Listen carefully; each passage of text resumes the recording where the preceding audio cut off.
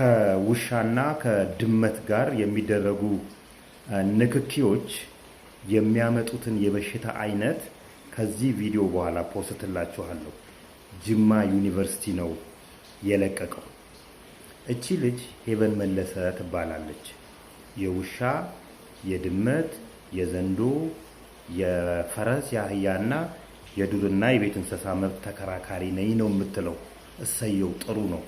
እኛ ኢትዮጵያውያን በእንስሳት ላይ ያለን አመለካከት በተለይ በዱር እንስሳት ላይ መግደል ነው። መግደል እስኪጠፉ ድረስ መግደል ነው። እነዚህን መብት አስከብራለሁ መባሉ እሰየው። የቤት እንስሳት ላይ በተለይ ፈረስ ላይ ካገለገለን በኋላ አይኑን ወግተን የምንለቅ ሰዎች ነን። እነዚህን መብት አስከብራለሁ ማለት እሰየው። ፐርሰናሊ እኔ ውሻ ነክሶኝ ያውቃል። ያበደ ውሻ ለዛው። ይሄ ውሻ የማን እንደሆነ አላውቀው። መንገድ ላይ ሲሄድ ነው የነከሰኝ በሕፃንነቴ። በዚህ ምክንያት ቤተሰቦቼ የከፈሉትን ሳክሪፋይ ይገባኛል። እኔ የከፈልኩት ሳክሪፋይ ይገባኛል። ባሳያችሁ ደስ ባለኝ። እነዚህ ውሾች እንደሷ ባሉ ሰዎች ካልተያዙ ወይም ደግሞ ጤናቸው ካልተጠበቀ በስተቀር ከዚህ ቪዲዮ በኋላ የማሳያችሁን የበሽታ አይነትና እኔን የደረሰብኝ አይነት በሽታ ያስከትላል። ስለዚህ የአዲስ አበባ ጤና ቢሮ እነዚህ አደባባይ ላይ ያሉ ውሾች መወገድ አለባቸው አለና ወገዳቸው። መወገድ የለባቸውም አለች። መወገድ ከሌለባቸው እሷ እርዳታ በውሾች መልክ የምታገኘውን ገንዘብ ለግል ጥቅሟ ከምታውል፣ ለምሳሌ ዞይክ የተባለ የድመት የውሻ ምግብ አቅራቢ፣ ምግብ ልብስና የተለያዩ ነገሮችን አቅራቢ ድርጅት ስፖንሰር ያደርጋታል። ልጅ ለግል ጥቅሟ ለራሷ በእናቷ ስም በእናቷ አካውንት ስም ከምታስቀምጥ እነዚህ ውሾች እንዳይገደሉ ያንን ሁሉ እንግዲህ ወደ ሱሉልታ ወሰርቢ የሚባልበት ቦታ 7 ኪሎ ሜትር እናየዋለን። ወደፊት 7 ኪሎ ሜትር ጫካ ውስጥ ነው ያንን የውሾች መንከባከቢያ ገብቻለሁ የምትለው። 7 ኪሎ ሜትር ለምን ገባ? ውሾች ለምን ተመረጡ? ቻይናዎችና ፈረንጆች ለምን እዛ አካባቢ ለምን ተመላለሱ የሚለውን ዲፕሊ ማጥናት ያስፈልጋል። ነገር ግን ውሾቹ እስካልተሰበሰቡ ድረስ መገደል አለባቸው አለ ተስፋዬ። አካባቢዋ ላለ አንድ ኮተታማ ፖሊስ ብር ሰጥታ አሳሰረችው።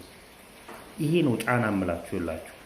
ይሄ ነው ለውሾች አዝነው ሳይሆኑ እንኳን ለውሾች ለሰዎች የማዘን ስሪታቸው በሙሉ ሰውን የማዘን ለሰው ልጅ የማዘን ለእንስሳት የማዘን አይደለም ስሪታቸው፣ ገንዘብ ክሬት ማድረግ ነው። በ5000 ብር ዋስ ለቀቁት። እንግዲህ እሷ ከሰስኩት ብላ የምትለው እንሄድባቸዋለን። እያንዳንዱ ተስፋዬ ላይ የመጣችሁ ሰዎች ሁላችሁንም እንመጣባችኋለን።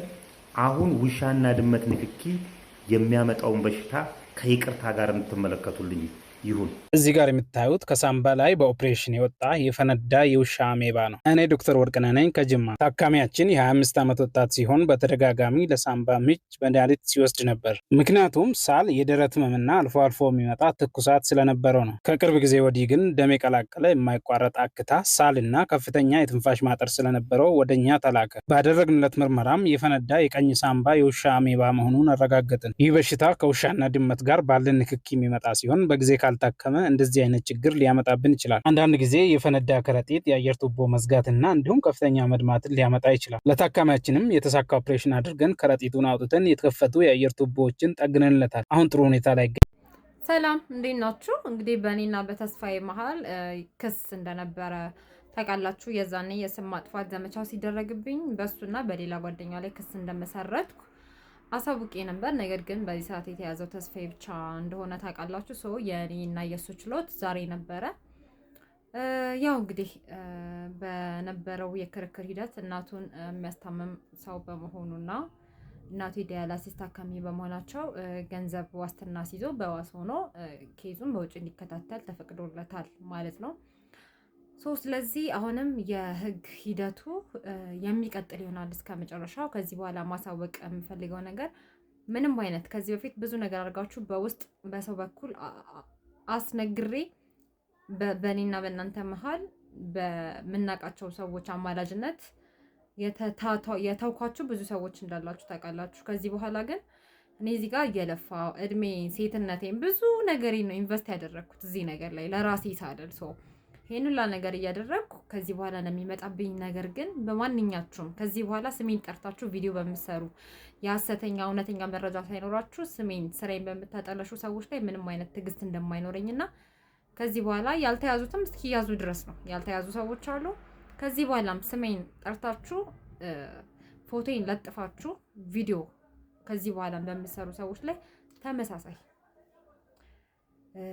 ነገሮችን እርምጃዎች የሚወሰዱ መሆኑን አስቀድሜ ከዚህ በኋላ ምንም አይነት ትዕግስት እውነቴን ነው የምነግራችሁ። ምንም አይነት ትዕግስት ከዚህ በኋላ ላይክ እማታውቋትን ፌቨር ነው መሆኑ ምንም አይነት ትዕግስት እንደማይኖረኝ ከዚህ በኋላ ፎቶዬን እየለጠፋችሁ ስሜን ለምታጠለሹ ሰዎች መግለጽ እወዳለሁ።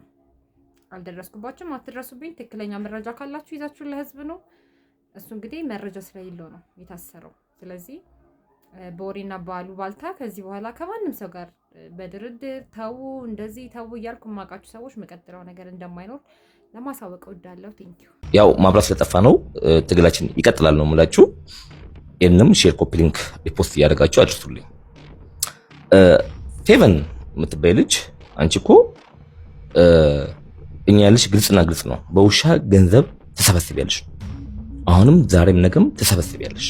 ይህን ሰው አያውቅም ነበር። በኢትዮጵያ አብዛኛው ሰው በነፃ የምታደርግ ነበር የሚመስላቸው። አይደለም፣ ገንዘብ ይሸቀልበታል ነው።